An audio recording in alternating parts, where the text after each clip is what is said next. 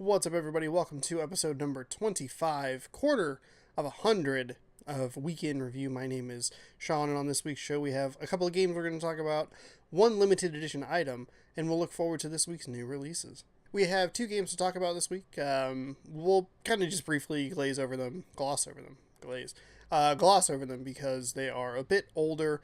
I played Forza Horizon 2, that one's a little bit older, and I played Far Cry 3 Classic Edition, which is a Xbox One or PS4 kind of upscale version of Far Cry 3 from 2012. On the Forza Horizon 2 side, I really like the game. I think the Forza Horizon games are great. I think the Forza Motorsport series is a little bit too technical for me. What I like so much about the Horizon series is they feel a little bit more playful. The open world stands out to me a little bit more, and it has like my favorite feature, which is it keeps track of all the roads you've driven. So there are 315 roads you can drive down in Forza Horizon 2, and I drove down every single one of them. In fact, I think that's what I spent most of my time doing. It's kind of weird talking about this game because a lot of what I would have as what I would list as criticisms are actually fixed in Forza Horizon 3. Sorry, microphone stand. And so it's like it's hard to look at it like the open world activities like the speed cameras and speed traps don't really do much. They just give you experience points, and then you can compete with your friends to get high scores, but it doesn't really help you progress the narrative, I guess, quote unquote. Like, it doesn't help push you to the next overall objective.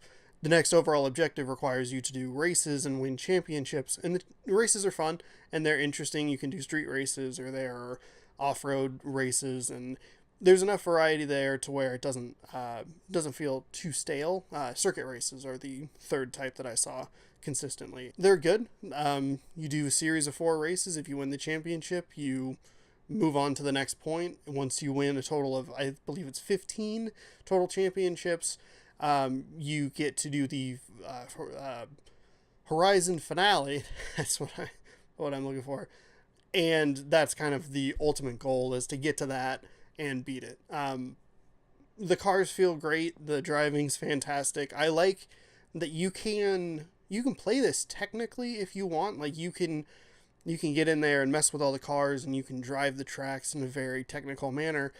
You can also do what I do, which is go as fast as you can into a corner in Mario Kart rules and hope that you undercut somebody just enough to slam into them, and then all your momentum goes into them, and then you take the corner really nicely.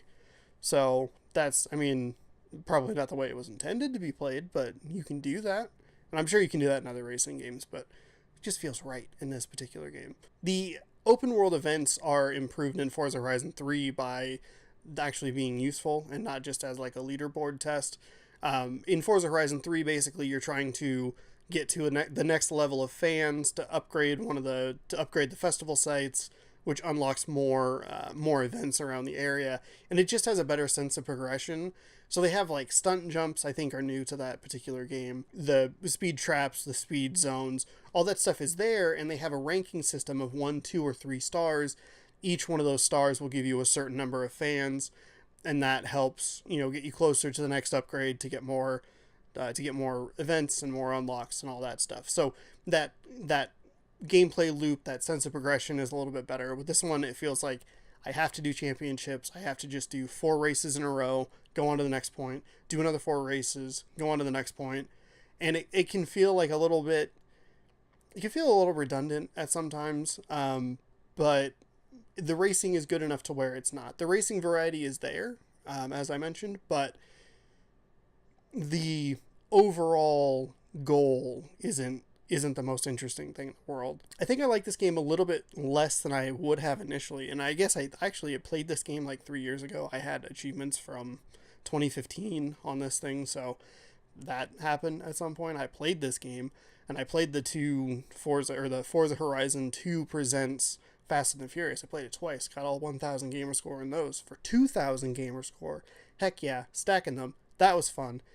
Try that out, I guess. It's very short, but it's more of what makes Forza Horizon great and interesting. But going back to Forza Horizon 2, I like it less because I know what's next, and I know how good Forza Horizon 3 is, and I know that that gameplay loop stuck with me a little bit more, considering that I put a ton more hours into it. I think that shows maybe where this game struggles just a little bit, is the gameplay loop just isn't quite there, but it definitely is there in 3, and I am very, very excited to play 4. So I think it's worth checking out. I think Forza Horizon 3 is the better option. It has two really great DLCs, Forza Horizon 3 does. I would like to check out the DLC for Forza Horizon 2, maybe put some more time into it, because I do think it's a really good game. I think that it's held back by the fact that it has a better sequel. Those are some thoughts on Forza Horizon 2. It's not the most comprehensive review in the world. Not that it necessarily needs to be. Still dealing with like some remnants of cold stuff, so kind of just dabbled in that a little bit. I picked up 10 achievements for 145 gamer score, so that was really, really great, including the best achievement, driving down all the roads, all 315 of those, which I had a really, really fun time doing. It's a great game with a better sequel, and I'm very, very excited for Forza Horizon 4. The other game I played this week that I mentioned was Far Cry 3 Classic Edition, which is a remastered version for the Xbox One, PS4. Remastered is a bit of a stretch. It doesn't look great. It doesn't run super well, which was kind of surprising. Like it really, really chugged on these more powerful consoles. It should have probably run smoother, but it also feels like it's just a backwards compatible version that has a fresh set of achievements and also removed the multiplayer and those achievements as well. So that's really great. It makes it an easier completion if you're into that sort of thing. It kind of just reminded me of why I didn't really like Far Cry 5 all that much, which is kind of weird. It's shocking how similar these games are. I mean, it makes sense that, Far Cry 3, Far Cry 4, and Far Cry 5, being numbered sequels, are all very, very similar, but they're almost too similar, and it's weird because they make the same positive and negative impressions on myself. The positive aspect is that the open world is interesting and fun to like kind of run around in, and it has that kind of what people in the gaming community like qualify as like that Far Cry 3 madness, where like all of a sudden a panther or a tiger jumps out and attacks like the enemies, and some guy flips a truck and there's explosions, and you're like, what in the world happened over here? That's really crazy and wild that happened. But it also suffers from a lot of narrative issues and not having a ton of interesting characters. I mean, Voss is great, but he is not in it enough. Spoiler alert, he dies before you even get to the second island, and that really, really sucks. Voss is fantastic. He's super interesting and fascinating, and he's the best part of the game. Your main character sucks. Your friends suck. They're boring. The people on the island are a little bit more interesting, but still can feel very, very hit or miss. The one of the first guys you talk to, I'm totally blanking on his name, but him and the tribe that you work with, they're a little bit more on the interesting side. Unfortunately, they kind of come and go, and they hand you off to other people that really, really suck. And that's something that kind of rears its head in 4 and really rears its head in 5, of giving you an interesting villain and an interesting concept and then not really doing much with it. It's especially egregious in 4 when it gives you this huge introduction about pagan men and this, that, and the other thing, and then you're stuck with like the two whiniest, neediest people in the universe who are like, oh, I can't do this. I need you to do this for me. It's like, I don't care. Like, I just let me face off against pagan men. Like, that's what I want to do. I just want to interact in Far Cry 3 Classic Edition. I just want to talk to Voss. That's all I care about. I don't care about this other stuff. It's not interesting. They also had the weird decision where they decided to put these games in first person, but never move the camera from first person. And I don't know if other people are really going to care about this, but it was something that stuck out to me, is there are multiple times in this game where, because of the camera point of view, your character does something dumb, like blatantly turn around and look behind them so that you understand like what's going on behind you.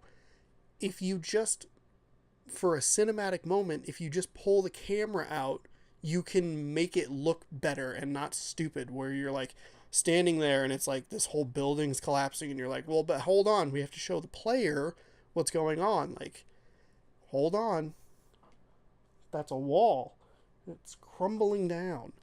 It looks stupid, and it slows the pace, and it loses whatever little momentum it has at that point. That's something that like really irked me for some reason. Like, it just really stuck with me, where I was like, this is so dumb and I don't like it. The other weird part about this game is the open world aspect of it is so intriguing, but they don't use it in the mission structure. Most of the time when you go to a mission, you go to like a separate part of the map. Like you go in through a door and it's like, oh, here's this incredibly linear, boring first person shooter mission. This world they built that's super interesting and like has a lot that they can do with it. Like it feels like they have a lot that they can do with it. And they just don't use it in the single player stuff. And the single player missions aren't really that interesting. They aren't really that fun. They're very, very generic in the way they play. The characters really drag it down. It's just, there are elements of it that are good. The hunting and crafting stuff is really, really great, and I like that a lot. I like having to go and look for a specific type of animal to hunt down and skin to make more ammo pouches, this, that, and the other thing. I think that's an interesting thing. I like it. I think it's missing in Far Cry 5 from what I remember. I didn't put a ton of time into Far Cry 5. I hit that limit in this game as well, where I played for like 9 to 10 hours and I sat there and was like, I should have done something different. It's kind of weird that I jumped into this game at all because like I don't really remember liking it all that much, but I was like, well, 6 years can always make a difference. Maybe it's better than I remember. But as I was playing it, I sat there and I thought to myself like, oh yeah, like this is why I don't like this, because this character sucks and this mission's stupid and so on and so forth. Like I'm focusing a little bit more on the negative aspect of it because I didn't leave with the best taste in my mouth. It's just kind of a frustrating mesh of like stuff that I enjoy. Like I enjoy the radio towers and doing those because they feel kind of puzzly and that's interesting. Again, I enjoy the crafting and the hunting and that sort of stuff. But the story really falls flat.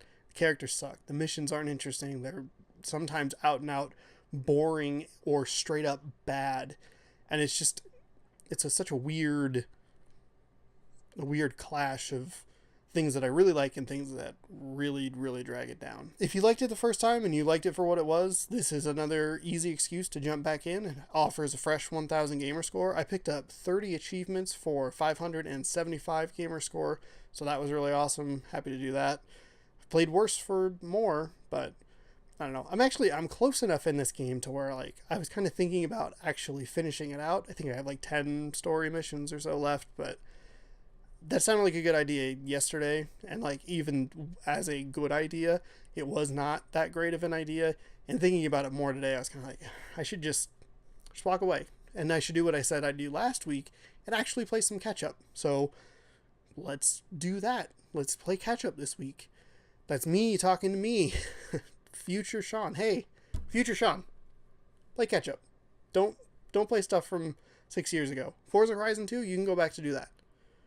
Don't put any more time into Far Cry 3. It's not great. You don't like it. And now I have video evidence that if I ever get the idea, somebody can just like tweet at me like, hey, remember when you said it in that episode number 25? Don't play Far Cry 3. You don't like it. So those were the games I played this week. I went back a little bit and played some stuff that one of them I knew I had already played before. The other one I actually had forgotten that I had played before, because I'm very smart and do that sort of thing. So hopefully I'll get to some new stuff. Again, still dealing with some cold remnants, so I didn't get out and go see any movies this week. So we'll go ahead and jump right into our limited edition item. This week's limited edition item is Oreos. Is Oreos? I don't know how that works. Someone correct me in the comments. Is it is or are? Because I don't know. They're strawberry shortcake Oreos. They're like the little ice cream bar things. Viewers of the show know that I really, really enjoy strawberry flavored things. Not actual strawberries, just artificial flavor. I like the flavor and the smell of strawberry. Don't give me real strawberries. I'm not gonna eat that. It's not sugary enough, okay? You gotta put it between two cookies. You gotta put it in between toaster pastries, Pop-Tart toaster pastries. You gotta, I don't know, make it as unhealthy and unsafe to eat as possible. So let's crack into these. I didn't open them before, so thank you, past Sean, for the audio we are now about to receive. These might be a little bit melty because it's a little warm in this room. But Ooh, they smell good. There's a little... I boomed my webcam's a little farther back than it was initially. Oh, it's already coming apart. So it's a golden graham cookie with strawberry filling. I should point out that these have strawberry flavored bits inside of them. So they're like the outside coating of the Good Humor ice cream truck favorites. Strawberry shortcake, Good Humor ice cream bars. I don't... sticks? Ice cream things? I don't know what the hell they qualify. They're ice cream bars, right? Sure. Correct me on that too. This whole segment is apparently just an utter disaster. So, they smell really strawberry. That's a very good sign. Very good sign. I should also point out, at the risk of bad audio, because I closed them, the cookies aren't super full and fell over, and they are all like slid like that. They're a little topsy-turvy. So, I mean, I'm not knocking that against them. There's no, like, scoring. Negative 0.4 points. The defect in that one is bleach. This one tastes like the cow into an onion patch. That problem is the fifth nipple. They're just Oreos. They're not that big of a deal. We're not the future farmers of America. Let's just eat an Oreo. And I realize I don't have... One, I didn't know where I put that and was just blindly reaching around. Two, I don't have our official limited edition segment drink of Mountain Dew Baja Blast, because apparently the fine folks at Mountain Dew don't understand the concept of summer. When they say it's back for the summer, that means it should be back from June 22nd to September 21st, not like May 15th to June 21st, because I can't find it anywhere. So if you know, please leave a comment down below for that as well. If you know where to find Baja Blast, preferably in the biggest bottle available, please let me know. So 3 things you gotta let me know. 1, is it is or are or something? I can't remember. 2, that other thing, I can't remember. 3, the only really important thing is Mountain Dew. Okay, this segment has fallen off the rails by such a large margin. I got tired of hearing myself talk. I think I taste the little candy bits, and I don't like them. Thankfully, they're not the popping candy. They're not the popping candy from the Cherry Cola or the Firework Oreos, which I didn't actually talk about on the show. They were out there. I mean, they were just popping candy in a Oreo. Nothing special. I mean, typically that doesn't, like, slow me down. Like, you know what ranch tastes like and you know what Cheetos taste like. You can figure it out, but it's like, but I can't. Can I? I don't know. I don't know where I'm going with this. Oh, boy. The messiest segment of this quarter, this segment. Speaking of segments, I missed last week. I forgot to point out that the best, I'm trying to lean for it. Where is it? Wait. Well, you can't see it. That Hyperkin Duke controller was the top limited edition item of last quarter. I forgot to mention that. And these are off to a pretty good start. I don't like the candy though. These would be better without the candy in them. So, but they smell good, and they're the little bit smaller pack. I don't know what the hell that means, but they're the bit smaller bit pack. Good Lord. These are okay. I'm not super huge on them, but if you like strawberry, these have a pretty good strawberry flavor. They really smell nice. Just don't like the popping candy, because I don't like things in things. Like when you find actual chunks of strawberry in your yogurt or your cream cheese. Get it out of here. I just want the cream cheese or just the yogurt. Okay? Don't put chunks of things in things. It's gross. It would have been better without the chunks of things. The candy chunk things. Of chunk candy. Apparently, I am delirious. Those are some thoughts on Oreos. I apparently am going to go crazy. I'm just going to finish this to stop talking now. Finally, we'll look forward to this week's new releases in theaters. Hopefully, fingers crossed, Sorry to Bother You is out. Crossing my fingers. I know I'm behind on movies, but if that's out, I'll definitely go check that out this weekend. Out on Blu-ray this week, The Equalizer gets a 4K release in time for its sequel, on which the sequel is out on the 20th. And A Quiet Place, the second best movie of the year, hits Blu-ray as well, and you should watch that movie because it's absolutely fantastic, and I'm very, very excited to check it out again. Out this week for games, we have The Spectrum Retreat, which is a first-person puzzle game. We also have Earthfall, which is basically just Left 4 Dead, but with aliens. We also have Hotel Transylvania 3, which is a movie-based game, which means that it'll probably be really terrible, but there could be some good gamer score in there, and it's available at Redbox, so maybe I'll check that out for fun. We also have the Octopath Traveler on the Switch and the Captain Toad, The Adventures of Captain Toad. That's the word. I could not think of the word adventures. The Adventures of Captain Toad hits the Switch. So those are 5 games to look forward to this week. Thank you so much for watching the show. 25 episodes. We're quarter to 100. I'm very excited. Hopefully you'll join me for the next 75. Boy, that's a more daunting number than I gave myself with 26 last week. Whew, 75. Anyway, moving past it, your support's super awesome. Thank you so much. While you're here, leave a comment below. Let me know what you're excited about. Any sort of hype train that I'm missing. Also, while you're there, go ahead and hit that subscribe button. Like, share, comment. I already said to comment, but we'll cover that base again. Like, share, comment, subscribe, do all that good stuff. I'm just repeating myself at this point for some reason.